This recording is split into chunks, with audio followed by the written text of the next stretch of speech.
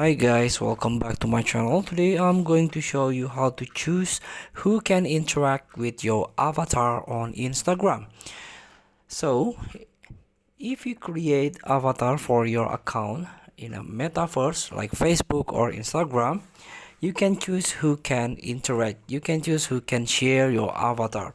For example, in Instagram, you can try to open your profile in order to access setting and activity, and you can scroll down and try to tap on avatar interactions. Here you can set who can see your avatar. My avatar is a public one. My avatar can be seen by anyone, and I can always edit or delete my avatar. And also you can choose who can share or interact with your avatar. For example, everyone, people you follow, or only you.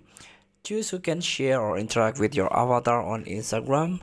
Only you can make changes to your avatar features. Feel free to try. Thank you for watching. Don't forget to comment, like, and subscribe, and also click the next button below. See you in the next video.